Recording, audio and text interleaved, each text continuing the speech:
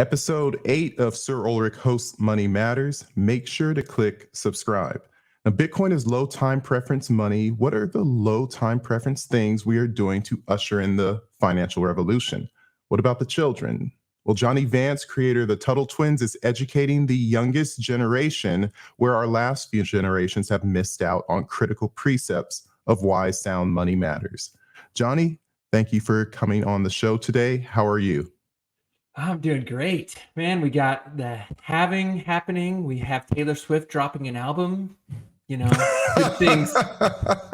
Good things. We got World War III coming. I mean, the party's just getting started. So, I normally don't do this. I save this for Simply Bitcoin or Pleb Underground, but the block height is 839,942. So we're 58 blocks from the halving at the time of this recording. By the time you guys see it, everything will have broken. Miners would have gone bankrupt. Bitcoin's going to crash to 40. It's going to be lovely. It's going to be great.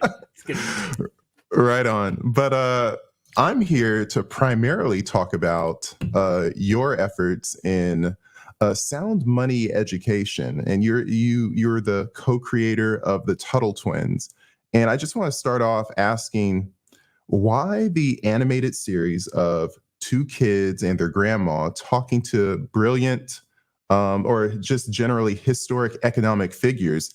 Where did this idea come from? That's a great question. So we were good friends, me and my co-founder, Daniel Harmon, really good friends with Connor Boyack, who had created these books for his kids, the Tuttle Twins.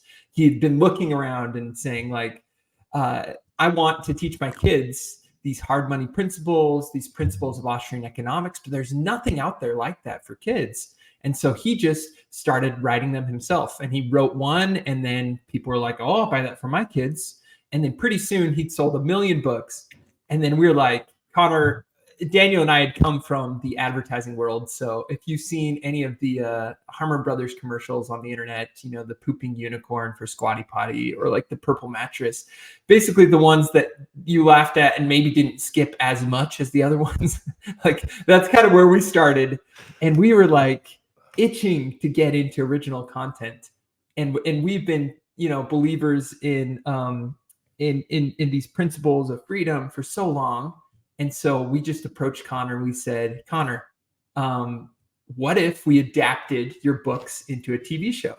And, you know, when we kind of pitched him on this idea of the Marvel Cinematic Universe versus the Marvel comics, like different formats have different strengths. And so we thought, we don't want to just make a TV show that parents force their kids to watch. We want to make a TV show that kids want to watch, and they're learning principles of freedom and economics that nobody else is teaching. So we just thought, you know, the Magic School Bus meets Phineas and Ferb meets a little bit of The Simpsons, you know, for the parents. And that's what we pitched.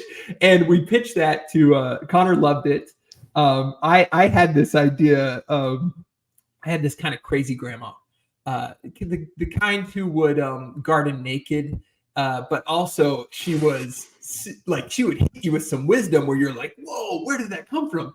And so just this idea of, man, the older generation is so fun because they can do whatever they want, but then they can also impart wisdom. And so that's kind of where this idea of a time traveling grandma, a grandma with a time traveling wheelchair came about. And we ran it by our audience, and they loved it, and they ended up supporting the show to the tune of over $4.5 million, crowdfunding it to fund season 1. So it was kind of a wild journey, but very fun. The ride has been amazing.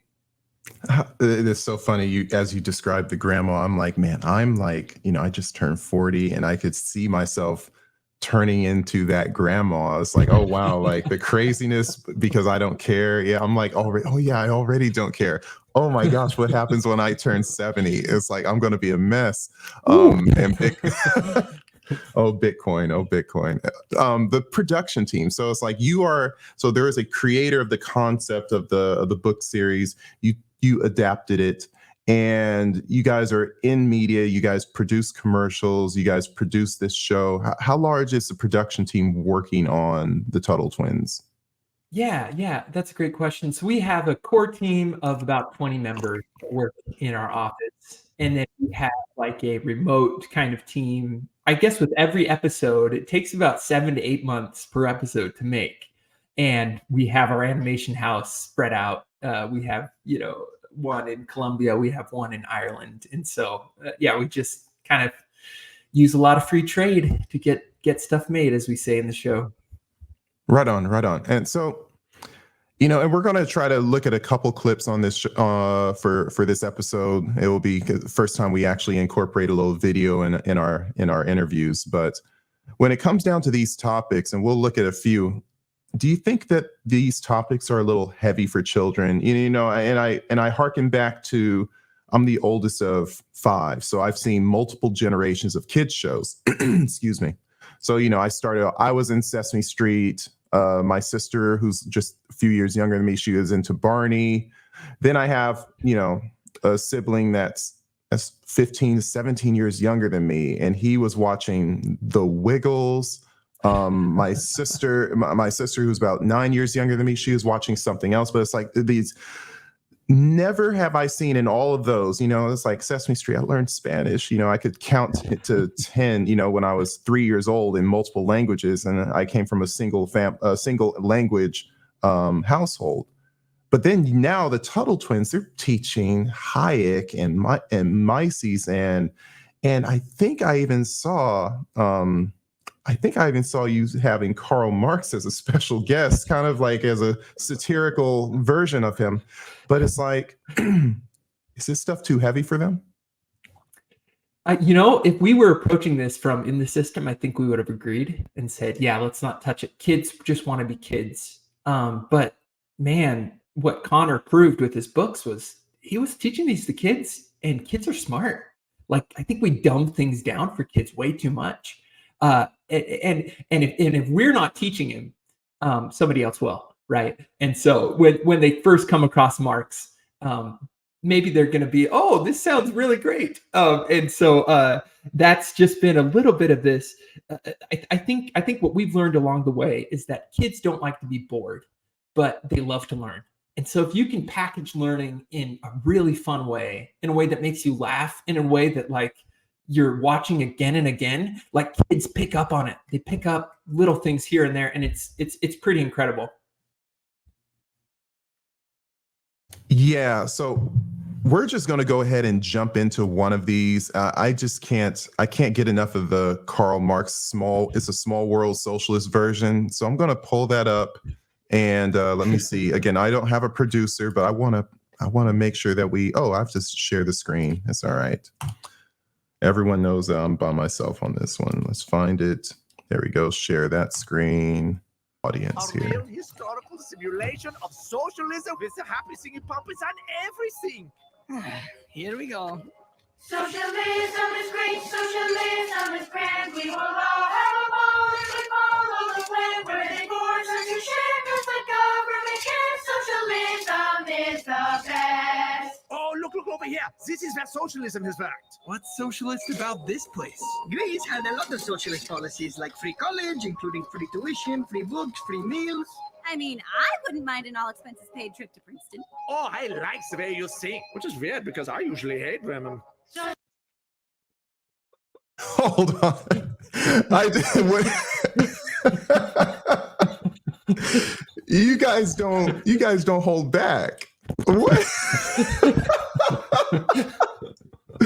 Wow.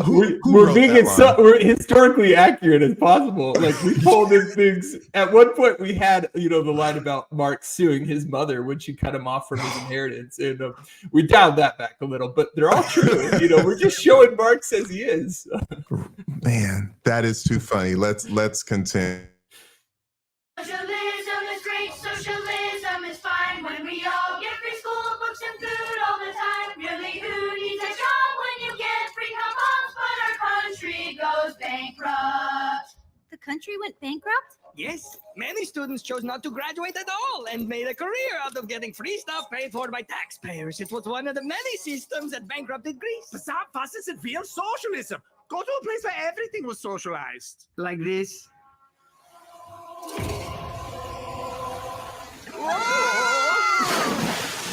Little Pirates of the Caribbean. Socialism is grand, socialism is great. It's funny. When extreme, it can lead to a communist state where individuals can own land or factories or anything else. Communism is the best. And the cold part about that one, and yeah, you know, that was a nice touch to the Pirates of the Caribbean. That was like, oh yeah, it's like, it reminds me, it's like that. They didn't do that in Small World. They did that in Pirates. You had to mix it. I understand. You're obviously a Disney fanboy, but it's like, it's funny how, like, when they got to the full manifestation of socialism, which is communism, they couldn't even sing on key. Like there was just this brokenness about them. And it's like, oh, look, we're happy, everything, you know, everyone's giving everyone stuff. But the difference is, like, there's a difference between charity and socialism. There's a difference between charity and communism. And these precepts, and another thing, and we won't show it, but one of your biggest videos, at least on YouTube, like when you go to the YouTube page, the feature is the one on Cuba, and a lot of communists start attacking you guys in the comments, and they say, oh yeah, you know, we have more doctors than everyone. And one comment said that the country can even outsources doctors to, and I'm like, you know, these doctors, these individuals, they sound like property. They sound like property to the big state. And I'm like, do these doctors that get paid less than anywhere else in the world, yeah, you have more doctors than anywhere, but these doctors are less compensated. Do they have a say in this? And these are the scary things about how people, they choose this path and they think it's good, but they're choosing to coerce and to steal from others. You guys are catching it perfectly. Right. And I mean, you know, it's amazing that, like, surface level, what's good, what's bad often sounds good. And kids are good. They're good, and they'll receive. I don't think I've ever met an evil kid. You know, they hear these ideas that sound so good, and they receive them, and they don't realize the corrupted, you know, underbelly of some of these ideas. And so I think it's just really good to peel back the layers, and you can do it simply. You can teach Mises simply. You know, you can teach Marx simply, and they get it. And then at least they're going to critically think about these ideas when they're taught to them like it's the end all be all in college and in high school. Yeah, and you know, so funny, you know, teaching, you know, the system, at least the Western system, we baby our children, we baby our babies so much, and we're so fearful of actually educating them. Or, you know, maybe we're not fearful, if we are fearful of educating them because we are scared that they will grow up to realize that the people who run the show are scammers, they are coercers, they're thieves. And it's funny, you know, you publish on Angel Studios, you publish on YouTube, you don't publish on Netflix. Is there a reason why you guys choosing not to? Is Netflix kind of like, we don't want to touch you? What's the story behind, you know, a big, you know, this is great animation, why aren't you guys on Netflix? Well, you know, I think when we launched in 2021, I think the world was different. There was a lot of partners didn't want to touch us, right? Like, this is politics and this is kids. And, you know, from the beginning, we were never setting out to make a pro-party show. This is not a Republican show. This is not a conservative show. It's not a libertarian show. It's a principled show, right? So this is a freedom principled show. But we knew that if we did it in Hollywood, we would be tied to some of the things that they want. And we wanted to say things that nobody else is saying. You know, we were making it without subsidies. We're making it, you know, outside of a lot of times Hollywood is tied to China. If they say something that is any way anti-communist or big government or something like that, then they'll get the economic backlash, right? So we knew we had to do it outside of the system. But that being said, I feel like in recent years, post-COVID, the Overton window is shifting. People's minds are being opened, what you can say and what, you know, like when we released our inflation monster episode, people were just barely starting to hear inflation. What is this? Why is this hurting me? Like adults were questioning it for the first time in their lives. And that blew up to, like, I think to date, it's been seen 35 million times, our inflation episode, right? And so people are waking up and they're realizing that the government, the news, it's not all what they've been told. And I think they're open to alternate viewpoints and to understand this disconnect and this dissonance they're feeling. And that's definitely what we've seen. So that being said, I feel like if Netflix approached us today and, we keep growing, which is, it's been so gratifying and awesome to see, but like our growth is exponential. It took us 3 years to reach 100,000 followers on YouTube, and it took us 3 months this year to reach 200,000. And so we're seeing like people coming out of the woodwork. Last week we posted, we'd reached 118 million views on our content. This week we're seeing it's 128 million. So it's pretty sweet to see people are waking up. And I think if I can kind of I think we were looking at our content. It was like our inflation episode and our Bitcoin episode were our two biggest, and it's all thanks to the Federal Reserve, doing their part to make matters worse for everyone else. And they're just the best marketing department for us, unfortunately. Yeah. Okay. So are you running the Tuttle Twins Twitter page? We have Michael who runs it, but I weigh in here and there.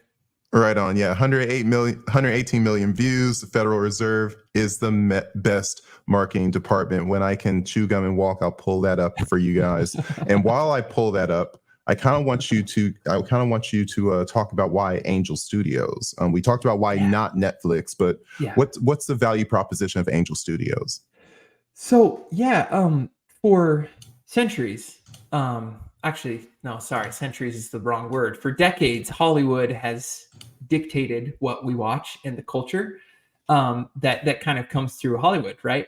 And it's generally made, basically the process is a studio executive greenlights something and they decide what gets pushed to the masses. Now, whether or not that's received well and is economically viable, that's kind of up to us, right? We want to support it, but they're the gatekeepers. And so what Angel did was they said, okay, let's have the audience be the gatekeepers. Let's put you in the driver's seat. And so essentially what happens with Angel is a show like ours is only made if people put their money where their mouth is and they invest in it. And so that's what happened with us. We had 8,000 investors come in and fund our show so we could make it.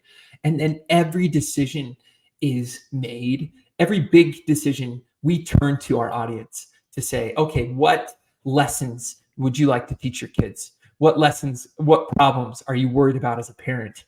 And we listen to this audience and they greenlight the content. And then we make it the best we can and we put it out. And it's kind of flipping it on its head. If you've ever read the book, The Wisdom of Crowds, one example they use in that book is that the crowd, when they're not, when people can make individual decisions, when it doesn't become a mob, but they can think independently, but then you look at their answers as a group, the crowd is right much more than experts.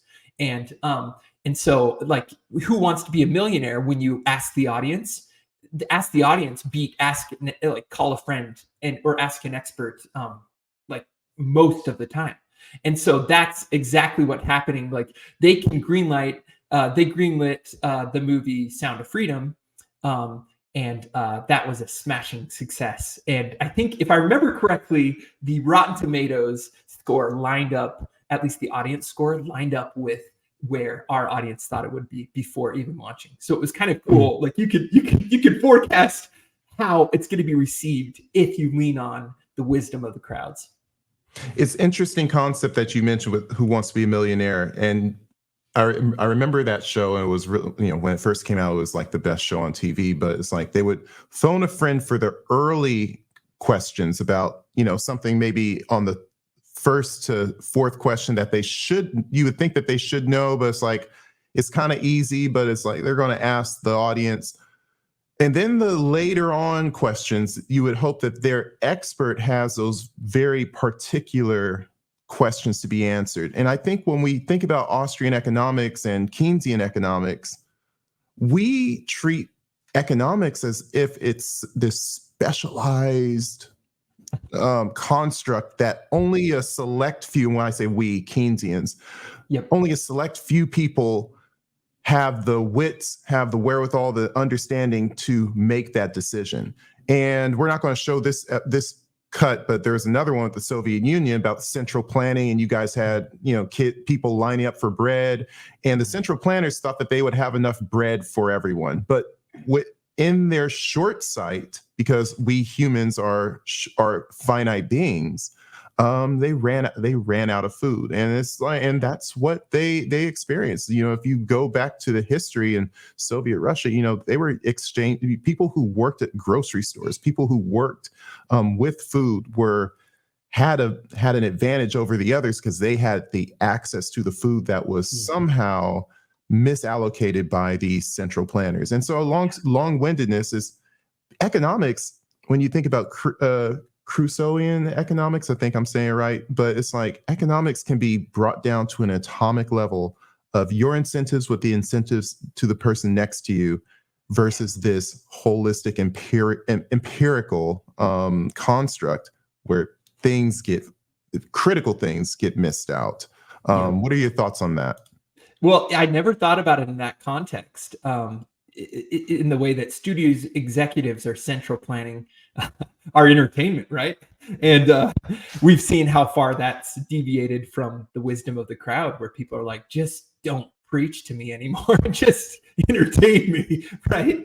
Show me good shows. Don't have an agenda, or at least don't force something that's going to that deviates from what I'm seeing in the real world. But yeah, we try and sum up each lesson in our show with a little rhyme that kids can remember. So, if they come away with one thing, that's what they do. And so the central planning episode was when the few plan for all, problems come to call. And it really is just the simple truth that you can't know everything about the millions of people. So central planning is just so inefficient. You're guessing and you're course correcting this car. And that's exactly what we're seeing, with our government today. It's depressing and much more damaging than just Hollywood executives. I was muted. Yeah. So it's so funny. I forgot. I wanted to mention this, but like looking at the schedule I got caught up on the schedule, but angel.com tickets, and you have these movies, of course, Sound of Freedom, Hollywood. The only reason I even went to go see Sound of Freedom was because some Rockefeller, some fringe Rockefeller went on CNN and said, you should not watch this movie. I'm like, okay, that's it. Rockefeller's telling me not to watch it. Guess what I'm doing this weekend? It's like crazy. I didn't even care. Generally speaking, I'm looking at, I know who Bonhoeffer is, obviously I see his only son. I know what they're talking about. And so Sound of Freedom, you're going to lump that into this type of stuff. I'm going to go ahead and see this. So Angel Studio seems to generally promote these Christian or Old Testament, New Testament narratives. I see David there, Abraham, Bonhoeffer, a famous preacher from history's past. And people are contributing to making these projects a reality.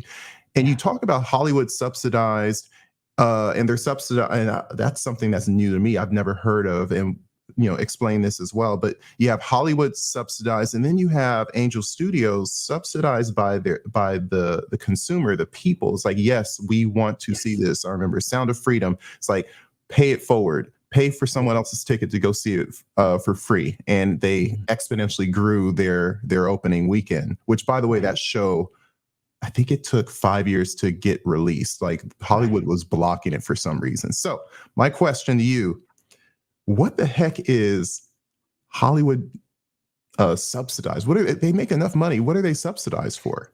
Yeah, it is this. Yeah, we did an episode on subsidies. And, it's this tangled web of incentives and unintended consequences where I don't know the full history of how subsidies got into movie making, but essentially today it's like $2.8 billion each year are taken from taxpayers and given to Hollywood. So you're funding movies that you may or may not ever watch, or you may or may not like even support.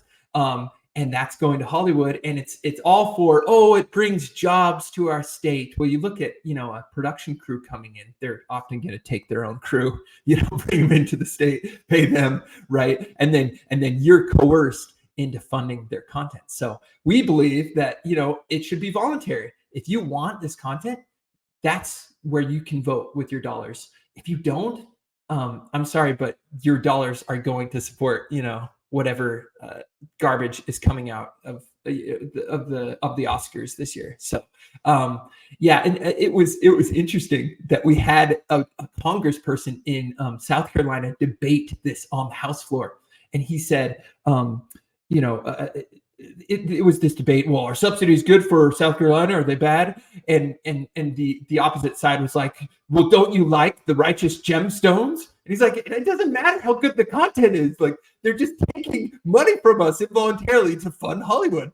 And then this guy says, Tuttle Twins talks about subsidies in their episode. And the guy's like, so you get your information from a kid's show? And he's like, no, I just think you should, refresh yourself, and Tuttle Twins could be a good place to start. So it was incredible. Such a sick bird on the House floor to see that. And I'm just like, man, we have reached a level that I never, it's really fun to see. You guys need bodyguards. I'm sorry. You guys need bodyguards. Oh my gosh, that's crazy. Here's something I wanted to ask. So the people operating with the tools they are given, and I'm talking about the central planners. I'm talking about the governments. They are people in these positions of power. Do you think that there is malice behind the Leviathan of government around the world? That's a good question. I think going into this, before I'd really dug down into it, with each episode, we go to hours and hours of research. I think I would have said, oh yeah, everyone's corrupt in government, right? But I think people operate on incentives, and obviously government is made of incentives. I think there are some people who are very malicious, and they've gotten to the top because they have made terrible decisions. I think maybe it's Mises who had that analysis of I don't remember. It's one of the Austrian economists talking about that. But I think other people are just they're so myopic, and they're doing their part to try and fix this burning dumpster fire. And maybe they're misinformed, where they think more money will fix the problems. And so I think there's varying levels of degrees. But when I zoom out and I look at the monster that is the government, I think the monster is evil. Whether or not the little pieces, all the cells are evil. The cell is just focused on its own myopic little job. But I think, the incentives definitely lead to evil as a whole. And so that's how I put it. No, it's well said, and I think that's generally the scope in which I fall under. I mean, I myself, I was a federal employee for a number of years, and I know the people there, that were working, doing whatever we were doing, whether it was creating value or not. Those people, they didn't have this evil plan to say, we're going to go get all those people who don't work with us and we're going to enrich our overlords. Like, these people are just, hey, this is my job. This is how I pay the bills. I want to send my kid to college. I want to become debt free. I want to own a home. That's what it boils down to. But the overarching construct, those people making up, the millions of people making up the DOD, the millions of people making up the Department of State, the billions and trillions of spending that that the government throws out that doesn't really create value, just reallocates value. Subsidies here, foreign aid there. That is what you call misaligned incentives and essentially theft and evil. I want to pull up I mentioned the Leviathan of government on purpose. I'm going to pull up another clip. I like this one as well. The recession happened when I was a new vice president. People were scared and wanted the government to bail them out. But I knew if we were to grow the government to solve a problem today, it would lead to many more problems tomorrow. Who fixed the crisis? The people did. We cut taxes and spending, and with more of their own money in their pockets, people repaired the economy themselves. You didn't help anyone out? It was tempting, trust me, but the government's like a Leviathan. The more power you give it, the more power it keeps. Isn't the government supposed to serve the people? Sure, but a monster this big doesn't have to serve you if it doesn't want to. I'm feeling a little woozy. Probably the raw milk. Wait, Grandma, you said it was safe. I never said it was safe. Freedom has real risks. But trading freedom for security rarely turns out how people want. Benjamin Franklin said, "He who sacrifices freedom for security deserves neither." The Leviathan of government, as it consumes more, why should it serve things that are literally Godzilla versus humans? It's like it's not even rational to think that the government would be there to serve ants compared to them. And that's why people like us generally promote smaller government. Not to say that we go full anarchist, but there's a role for government as long as it's operating appropriately. Now, my question is, who the heck was that guy? Because I didn't recognize him. He didn't drop his name in the clip. Yeah, that's Calvin Coolidge. So one of the Cool. Okay, that's right.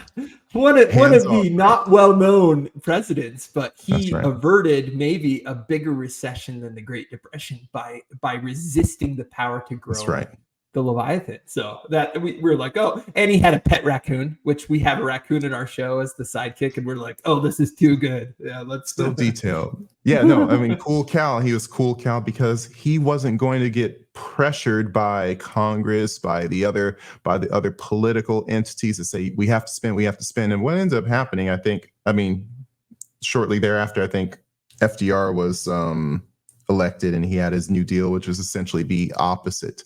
And we can argue about was that good for the system or not? But he was definitely the antithesis of who Calvin Coolidge was. That is, these narratives, the Leviathan of government, we're supposed to say, children, obey your overlords. Children, obey your superiors. Be good to the police officers, and just obey authority.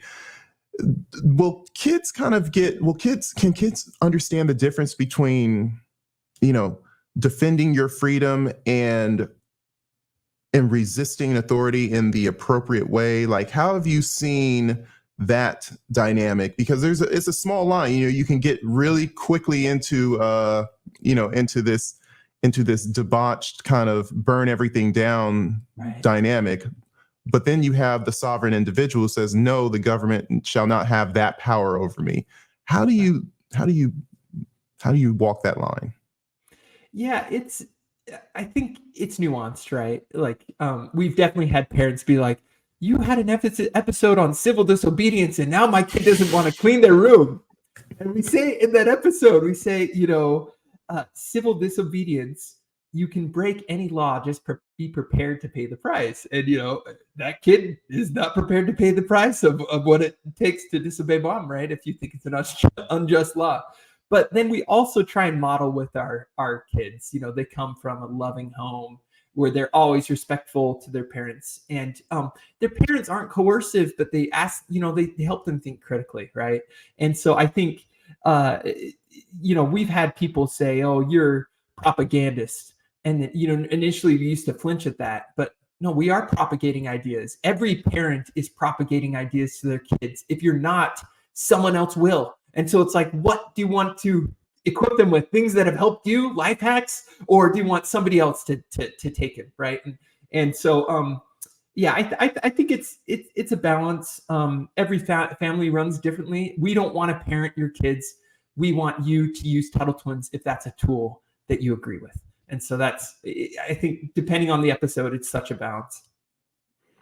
Here's something. So, we don't want to educate your kids. We want you to use Tuttle Twins to educate. What are the major media outlets saying in comparison to you guys? Like, what do they want to do? How do they want to interact with your kids from your point of view? Yeah, from my point of view, I mean, it's a tale as old as time. The state has always wanted to influence children.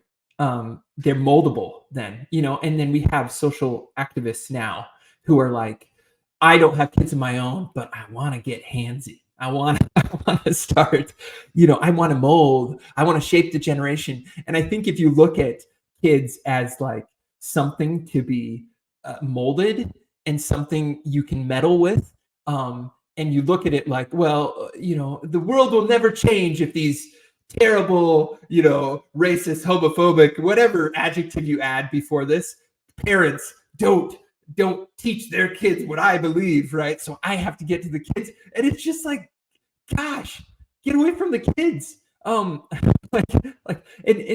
I don't, I think, I don't know if this is all intentional or if it just creeps into the content where it's kind of the difference. Like, we tell parents, what is the show? What are the contents of the show? Like, imagine making a healthy protein bar and not telling parents what the ingredients were and just feed this to your kids. Like, we are very overt with what we're putting in the show and the principles we believe in, what we're going to teach, and then we do it. I think Disney in recent years has just sneakily put things in, and they're not. It's very overt, and it's like, oh, we're going to influence whether or not you like it, And so I think people are sick of that. They just want to know what's in it. And then if they agree with it, they're going to use it. So don't meddle. Why does Disney feel the need to sneak narratives in? Why did Netflix, the children's shows on Netflix? They're starting to go down a path of very extreme progressivism when it comes down to basically teaching kids about certain things about sexuality, teaching kids about almost like the opposite of the Tuttle Twins in some regards. Not everything, of course, but it's like, why do they feel the need to be subversive? Why can't they just be, hey, disclaimer, this show is about A, B, C, X, Y, Z? Why the sneakiness? I think they know they'll lose market share. Sneakiness is not a winning strategy for gatekeepers, right? Like if you can reach the kids behind the gate without tipping off the gatekeeper, if you can sneak something past TSA, or I don't know if that's the best analogy, then you can have not your too bad, yeah. That's right. I mean, if you own the plane if you can sneak something past TSA. That's essentially it. That's right. So yeah, I don't know. I think there's a spectrum too, because I suppose to some people it could be, I just came from this pretty woke college and my currency is not dollars, but it's impact, right? And I'm going to make an impact, and I'm going to, Is that what they tell you? Right. What college did you go to? I went to BYU, so that's not what they told me. Oh, okay. Oh, you're giving the example. I was about to say, okay. No. Yeah, if that's how BYU was, I wouldn't have made it past a year. So, yeah, no. I would be surprised if BYU is saying that. Continue. I'm sorry. No, but I mean that's I've read about this. It's very overt in many colleges, right? And the media has leaned left and progressive for so long, like just the arts in general. And so I mean it's a current that unless you're cognizant of, it creeps into your organizations, and before you know it, you're fighting against the current just to stay neutral. And I think that's the danger. It just creeps in to everything. We've had to deal with it in tiny ways in our show where we're like, wait a second, that's not what our audience maybe wants. And they've just been little things. And I can't imagine what it's like being in Disney where you don't have the North Star of some of these principles of freedom. There's an abolitionist. I always want to quote him, but I forget his name. But he says, gradualism is perpetuity realistically. While you talk next time, I'll get that quote right. But essentially, there's an idea that when you want to make a change, that people say, oh, well, we have to make incremental changes little by little, and then the world will accept it. But when the status quo has such a gravity behind it that it's hard to make legitimate changes, observable, discrete changes, unless you throw full force in, this is where we're going. And I feel like the Tuttle Twins is so different than everything else that I've seen on TV. And we're talking 40 years of children's shows. As nice as Sesame Street was, it's just not equipping children to be truly free. It can teach you one, two, threes, be nice to each other, respect other cultures.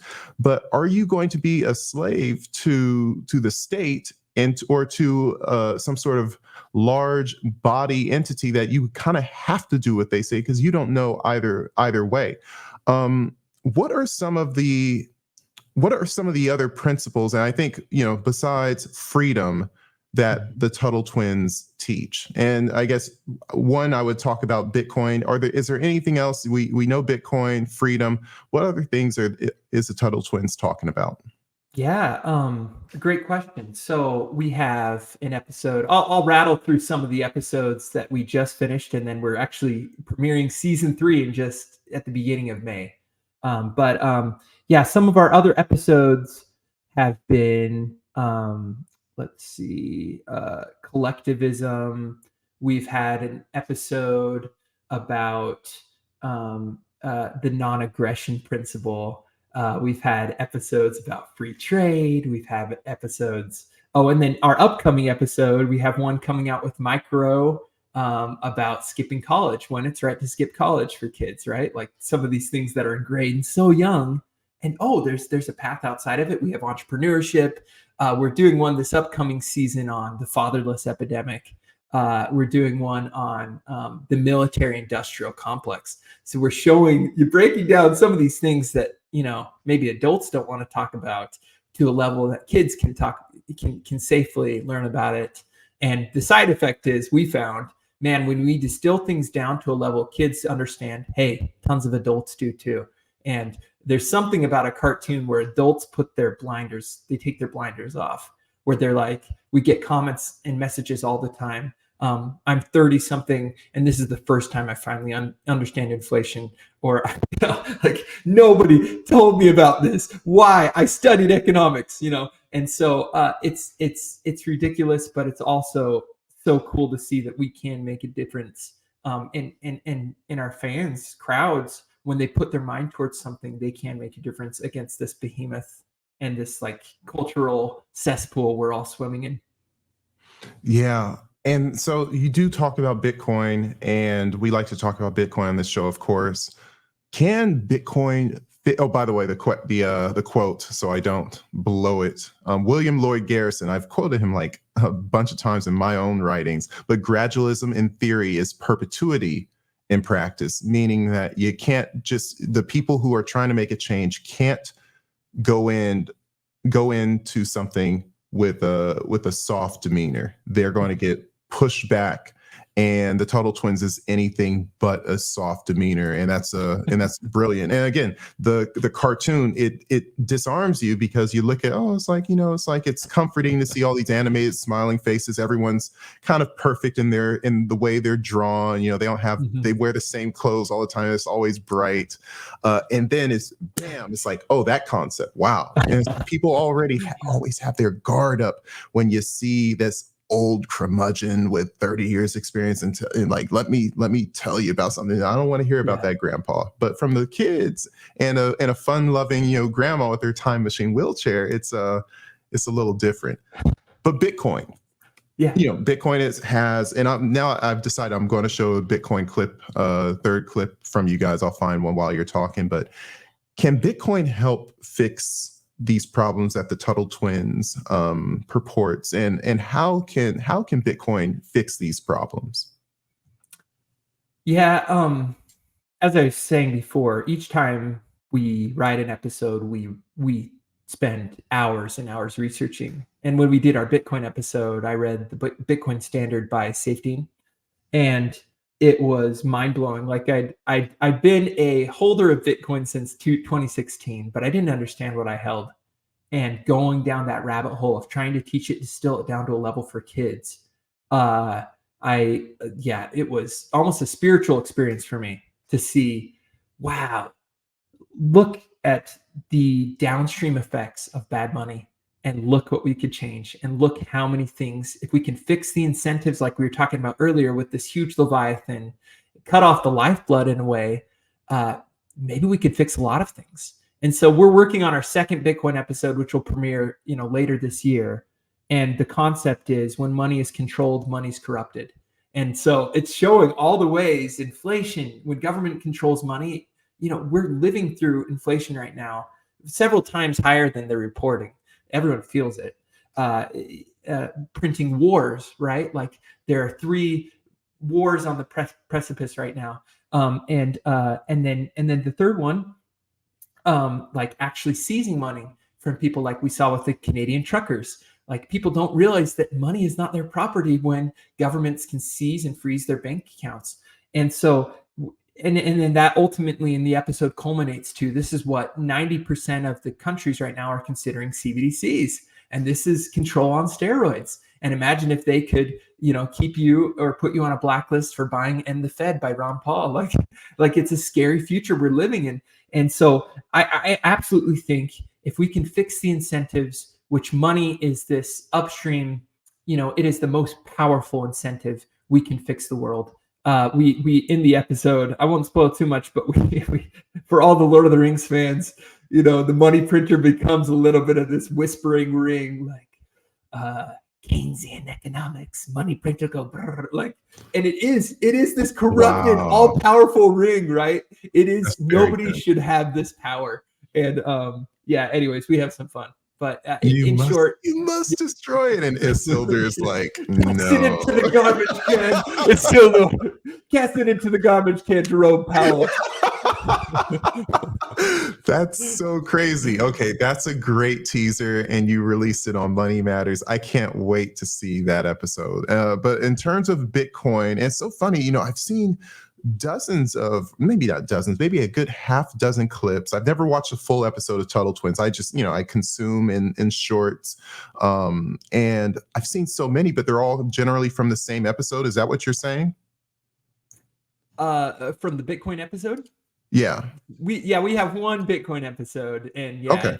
it's done well. So we just kind of posted a bunch. Back in 2008, I became fed up with government money, with the corruption, the manipulation, so I created a digital currency. Digital money that can be sent directly from one person to another without any bank or government involved. And the best part? It's hard money. It's the hardest money ever invented! Bitcoin is very hard to make more of. Each new coin gets added to the supply only after a computer works very hard to solve a math problem, where there's no shortcut and solving it costs a lot of energy and time. But if it's on a computer, can't I just copy and paste? Not with Bitcoin. You see, there's a public record of every Bitcoin ever created. It's called the blockchain. It's like a puzzle, and each Bitcoin has its own unique shape. And because everyone has a copy of the public record, if someone tries to fake a Bitcoin, it won't fit the puzzle and will be rejected by the network before anyone can use it. That's why Bitcoin is so safe from criminals and the government. You said criminals twice.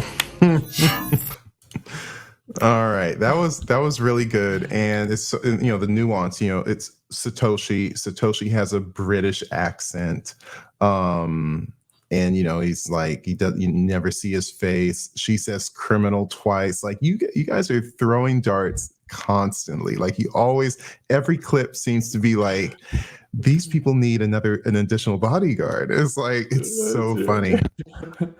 But it encapsulates so much into a pleasant package. Whereas, a podcast, some economics guy, a dude with a suit talking about Bitcoin. And it's like, you kind of goes through one ear and out the other, but a cartoon is so captivating. So how many episodes do you guys have on Tuttle Twins so far in the 2 seasons you've released? Yeah, we have 24 episodes, 12 a season, and then a couple mini-sodes on different principles we wanted to teach about. One on gold, and then one on Mother Cabrini and serving others. So, Mm-hmm. And you release all of them on Angel Studios and all of them on YouTube? We'll release clips on YouTube, but we That's haven't right. released too many full-length episodes. But you can watch them all for free on angel.com/Tuttle Twins. So Right. it's kind of this, and then we'll roll them out on VOD platforms as well. So, if you're interested, you can rent it on your favorite one, but you can watch it for free on the Angel app. So. Right on. Is that an exclusive deal for the future? You plan on expanding? Is Netflix recanting? Hey, sorry about those years. We were wearing a mask. We don't know what we were thinking. Brain wasn't getting oxygen. Amazon? Is anyone else talking to you, or are you probably kind of have to keep that low key? We have some distributors we're talking to behind the scenes. We can't announce any yet. Of course, nothing's like baked until it's baked. But we're open to getting it on more mainstream platforms because we want these ideas to be mainstream. And so if Amazon or Netflix approached us, in some of these deals and wanted it on the platform, I think we'd say yes in a heartbeat. I think especially now that they can see a little bit of the track record of we're not just a one party show. We're not just it's nuanced when it has to be, but it's not pretending it's something else either. So yeah, we'll see. Right on. Hey, so I appreciate you coming on this show. There's so many things that we talked about, and it was fun to incorporate some of the clips in the conversation. It's just a very, very funny show. Just for the future, do you plan on being at any conferences in the future? Where can people see you in person? Yeah, so we'll go to a lot of homeschool conferences. If you're in homeschooling, look out for Tuttle Twins. We're also going to be premiering our Bitcoin episode, the next one, at Pacific Bitcoin in October. And so see us at that one. We may be at Bitcoin Festival in Nashville, but that's kind of up in the air right now. We're kind of heads down, churning out season 3 right now, so we're pretty busy. Right on. And so season 3 of the Tuttle Twins will come out in October?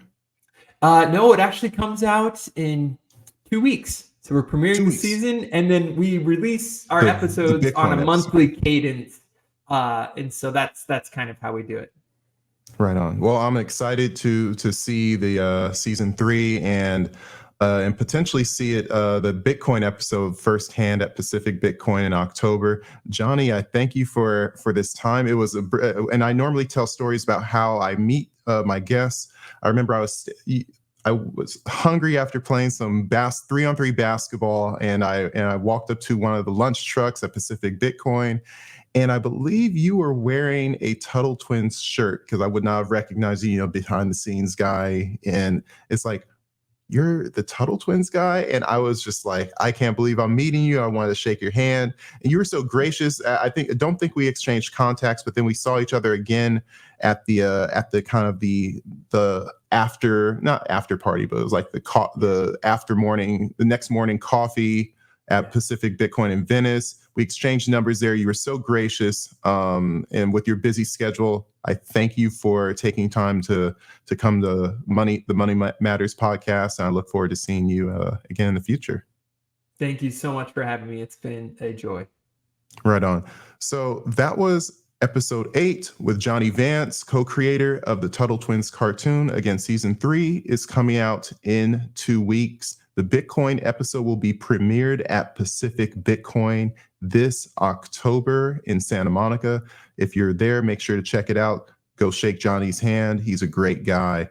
I am Sir Ulric, like my father before me. See you next week when I bring on another impactful person in the Bitcoin space.